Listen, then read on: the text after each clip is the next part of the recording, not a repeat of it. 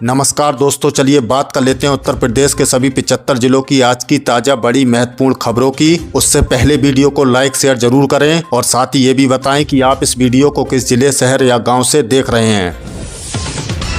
मौसम विभाग का अलर्ट, अगले 48 घंटे में यूपी के कई जिलों में बारिश की संभावना। आगरा के ताजमहल में 16 जनवरी से 3 दिन फ्री एंट्री, शाहजहां के उर्स पर उमड़ी भीड़। योगी सरकार का बड़ा अभियान, फरवरी से यूपी में 100 दिन चलेगा टीबी मुक्त कैंपेन। नोएडा और ग्रेटर नोएडा में 17 जनवरी तक बंद रहेंगे 8वीं तक के स्कूल, शीतलहर का कहर जारी। प्रयागराज में सतुआ बाबा की लग्जरी लाइफ स्टाइल पर विवाद, संतों में छिड़ी रार। यूपी लेखपाल के 7,994 पदों पर भर्ती का नोटिफिकेशन जारी, युवाओं के लिए बड़ा मौका। सरकारी नौकरी की तैयारी कर रहे युवाओं के लिए खुशखबरी है। यूपीएसएससी ने लेखपाल के बम्पर पदों के लिए आवेदन प्रक्रिया शुरू कर दी है। पीईटी क्वालिफाइड उम्मीदवार जल्द ही आधिकारिक वेबसाइट पर जाकर फॉर्म भर सकेंगे।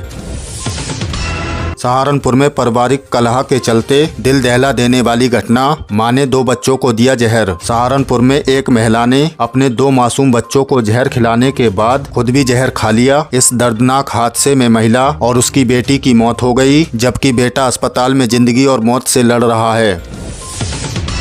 यूपी दिवस 2026 की तैयारियां तेज, विकसित भारत विकसित उत्तर प्रदेश होगी थीम। 24 जनवरी से शुरू होने वाले उत्तर प्रदेश दिवस की तैयारियों को लेकर मुख्य सचिव ने बैठक की। इस बार एक जिला एक उत्पाद के साथ एक जिला एक व्यंजन के स्टॉल भी लगाए जाएंगे, जो यूपी की सांस्कृतिक झलक पेश करेंगे। शाहजहांपुर में बदलेगा स्कूलों का समय, अब 10 बजे लगेगी क्लास। भीषण ठंड और कोहरे को देखते हुए शाहजहांपुर के डीएम धर्मेंद्र प्रताप सिंह ने कक्षा 12 तक के सभी स्कूलों का समय सुबह 10 बजे करने का आदेश दिया है। अभिभावकों को स्कूल से संपर्क बनाए रखने की सलाह दी गई है। शीतलहर का कहर, हरदोई रहा प्रदेश का सबसे ठंडा जिला, 3 डिग्री तक गिरा पारा। उत्तर प्रदेश में कड़ाके की ठंड जारी है। पिछले 24 घंटों में हरदोई का न्यूनतम तापमान 3 डिग्री सेल्सियस रिकॉर्ड किया गया। मौसम विभाग ने अगले 48 घंटों के लिए प्रदेश के कई हिस्सों में ऑरेंज और येलो अलर्ट जारी किया है। यूपी में पर्यटन को पंख, जनवरी को मनाया जाएगा राष्ट्रीय पर्यटन दिवस। यूपी दिवस के कार्यक्रमों की कड़ी में 25 जनवरी को विशेष आयोजन होंगे। विदेशी मेहमानों को स्मारिका भेंट की जाएगी और यूपी के ऐतिहासिक स्थलों को वैश्विक मंच पर प्रमोट किया जाएगा। बेटियों को लगेंगे डिजिटल पंख, चंदौली के कस्तूरबा स्कूल में खुलेंगी एआई और आईटीसी लैब। ग्रामीण क्षेत्र की बेटियों को तकनीकी रूप से सतर्क बनाए रखने के लिए योगी सरकार ने बड़ा कदम उठाया है। चंदौली जिले के कस्तूरबा गांधी आवासीय विद्यालयों में अब छात्राओं को आर्टिफिशियल इंटेलिजेंट एआई की शिक्षा दी जाएगी, जिससे भविष्य की चुनौतियों के लिए तैयार हो सकें। इलाहाबाद हाई कोर्ट का बड़ा निर्देश, चीनी मांझा बेचने वालों पर सख्त कार्रवाई। मकर संक्रांति के बाद भी पतंगबाजी के बीच हाई कोर्ट ने सरकार को आदेश दिया है कि चीनी मांझे की बिक्री और इस्तेमाल पर पूर्ण प्रतिबंध सुनिश्चित किया जाए। कोर्ट ने कहा है कि ये इंसानों और पक्षियों के लिए जानलेवा हैं और दोषियों पर कड़ी कार्रवाई होनी चाहिए। यूपी बोर्ड परीक्षा 2025 में अब आधार कार्ड भी जरूरी होगा। यूपी माध्यमिक शिक्षा परिषद ने निर्देश जारी किया है कि 10वीं और 12वीं की परीक्षा केंद्र पर प्रवेश के समय छात्रों को एडमिट कार्ड के साथ साथ आधार कार्ड की मूल प्रति भी लानी होगी। बिना आधार कार्ड प्रवेश नहीं दिया जाएगा, ताकि परीक्षा में धांधली और नकल पर पूरी तरह से रोक लगाई जा सके। यूपी में बिजली बिल ओटीएस योजना की अंतिम तारीख बढ़ाई गई। Uttar Pradesh power corporation limited ने बकाया बिजली बिल जमा करने की ओटीएस योजना की अंतिम तारीख 31 जनवरी 2026 तक बढ़ा दी है। इस योजना के तहत उपभोक्ताओं को मूलधन पर छूट और ब्याज पर पूरी छूट मिल रही है, ताकि पुराने बिल आसानी से निस्तारित किए जा सकें। मौसम का रेड अलर्ट, यूपी में कड़ाके की ठंड और कोहरा। पूरा उत्तर प्रदेश खास तौर पर पश्चिमी यूपी घने कोहरे और शीतलहर की चपेट में है। मौसम विभाग ने आज भी कई जिलों में कोल्ड डे की स्थिति बताई है। विजिबिलिटी कम होने के कारण हाईवे पर गाड़ियों की रफ्तार थम गई है। अगर आप घर से बाहर निकल रहे हैं तो गर्म कपड़े और कोहरे से बचाव का इंतजाम जरूर रखें। यूपी बोर्ड परीक्षा 2026 सचन दल के गठन में देरी पर सवाल। छात्रों और अभिभावकों के लिए बड़ी खबर। यूपी बोर्ड परीक्षा 18 फरवरी 2026 से शुरू हो रही हैं, लेकिन नकल रोकने के लिए बनने वाले सचन दलों का गठन अब तक नहीं हो पाया है। 15 जनवरी तक ये काम पूरा होना था। इसे लेकर शिक्षा विभाग में हड़कंप है और जल्द ही सख्त कार्रवाई के संकेत मिले हैं।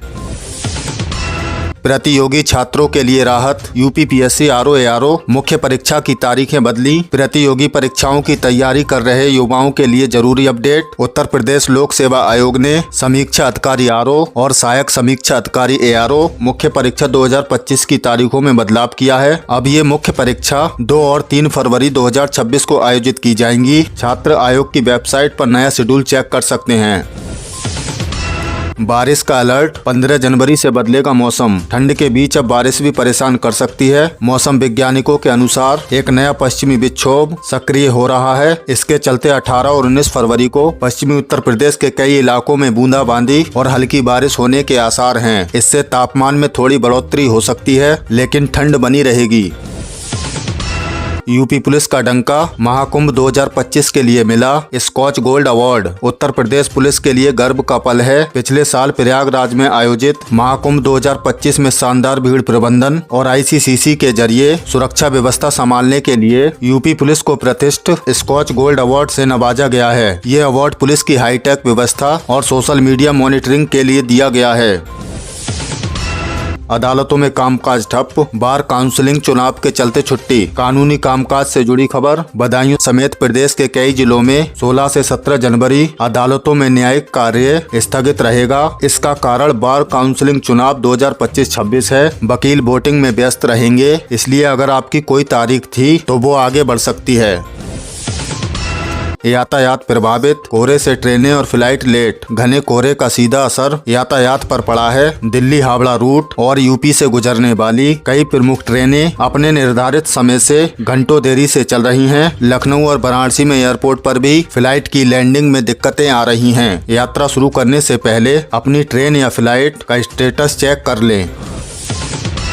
किसानों के लिए सलाह। पाले से फसलों को बचाएं। कृषि विभाग ने आलू और सरसों की खेती करने वाले किसानों के लिए एडवाइजरी जारी की है। गिरते तापमान और पाले की आशंका को देखते हुए खेतों में हल्की सिंचाई करने की सलाह दी गई है। आने वाली बारिश रबी फसलों के लिए फायदेमंद हो सकती है, लेकिन ओलावृष्टि से सावधान रहने की जरूरत है। स्वास्थ्य विभाग की चेतावनी। बुजुर्गों और बच्चों से रहें सावधान। कोहरे के कारण हो रहे सड़क हादसों को रोकने के लिए यूपी पुलिस और ट्रैफिक विभाग ने हाईवे पर पेट्रोलिंग बढ़ा दी है। यमुना एक्सप्रेसवे और लखनऊ आगरा एक्सप्रेसवे पर स्पीड लिमिट का सख्ती से पालन करने के निर्देश दिए हैं। रिफ्लेक्टर के बिना चल रहे ट्रैक्टर ट्रॉलियों पर कार्रवाई की जा रही है।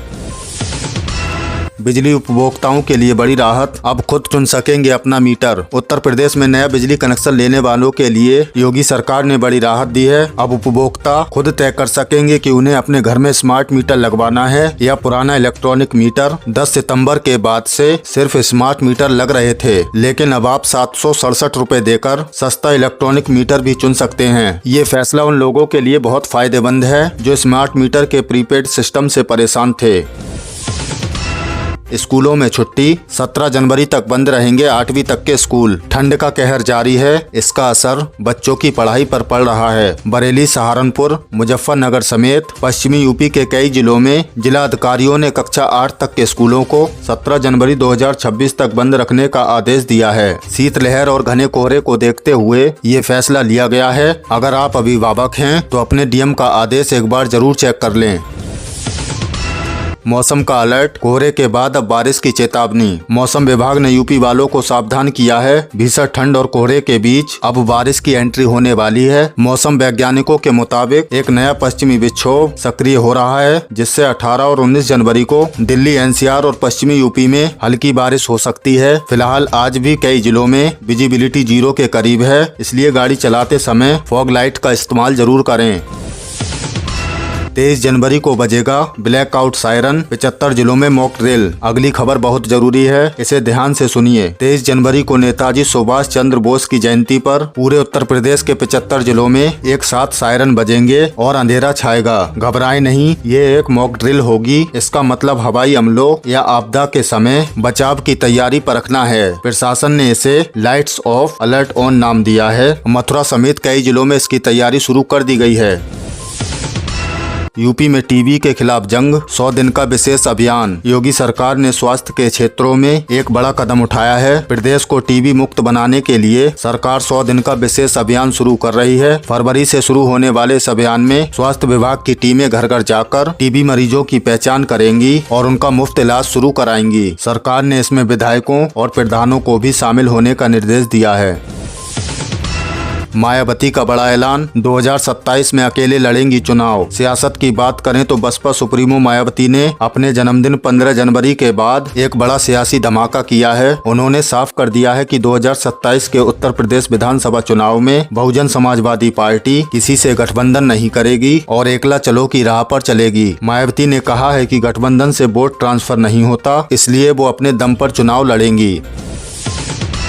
अखिलेश यादव का तंज, कमजोर होने पर बीजेपी होती है सांप्रदायिक। समाजवादी पार्टी के मुखिया अखिलेश यादव ने भी बीजेपी पर निशाना साधा है। एक बयान में उन्होंने कहा है कि जब भी भारतीय जनता पार्टी कमजोर पड़ती है वो ज्यादा सांप्रदायिक हो जाती है। अखिलेश यादव ने कहा है कि सरकार बुनियादी मुद्दों से ध्यान भटकाने के लिए नफरत की राजनीति कर रही है। ये बयान सियासी गलियारों में काफी चर्चा में है। मंत्रिमंडल विस्तार की सुगबुगाहट, नोएडा के विधायकों को मिल सकती है जगह। लखनऊ के पावर कॉरिडोर में मंत्रिमंडल विस्तार की चर्चा तेज हो गई है। खबरों के मुताबिक जल्द ही योगी कैबिनेट में कुछ नए चेहरों को शामिल किया जा सकता है। इसमें पश्चिमी यूपी, खास तौर पर नोएडा और आसपास के विधायकों को मंत्री पद मिलने की अटकलें लगाई जा रही हैं। जातीय समीकरण साधने के लिए ये बदलाव किया जा सकता है। पुलिस भर्ती और प्रतियोगी परीक्षाओं पर पैनी नजर। यूपी में होने वाली आगामी प्रतियोगी परीक्षाओं और पुलिस भर्ती को लेकर प्रशासन सख्त है। हाल ही में पेपर लीक जैसी घटनाओं को रोकने के लिए परीक्षा केंद्र पर आर्टिफिशियल इंटेलिजेंट AI से निगरानी की जा रही है। सरकार ने साफ कहा है कि किसी भी तरह की गड़बड़ी करने वालों पर बुलडोजर एक्शन के साथ रासुका भी लगाया जाएगा। पीएम किसान सम्मान निधि की 22वीं किस्त की तैयारी चल रही है। केंद्र सरकार जल्द ही पीएम किसान सम्मान निधि की 22वीं किस्त जारी करने वाली है। इससे पहले सभी लाभार्थी किसानों को अपना बैंक खाता, आधार और eKYC अपडेट करवा लेना चाहिए ताकि पैसा बिना रुकावट खाते में आ सके। राशन कार्ड धारकों के लिए अलर्ट, 31 जनवरी तक eKYC अनिवार्य, वरना मुफ्त राशन बंद हो सकता है। राष्ट्रीय खाद्य सुरक्षा के तहत सभी कार्ड धारक जल्द eKYC कराएं। कोटेदार या ऑनलाइन सुविधा उपलब्ध। तो दोस्तों ये थी उत्तर प्रदेश की आज की ताजा बड़ी महत्वपूर्ण खबरें। इनमें से आपको कौन सी खबर सबसे ज्यादा महत्वपूर्ण लगी कमेंट में जरूर बताएं। वीडियो अच्छी लगी तो वीडियो को लाइक कर दें और चैनल पर नहीं तो प्लीज चैनल को सब्सक्राइब कर लें। हमारे इस चैनल पर आपको उत्तर प्रदेश से जुड़ी सभी ताजा अपडेट मिलती रहेंगी। मिलते हैं अगली किसी वीडियो में नई खबरों के साथ, तब तक के लिए धन्यवाद।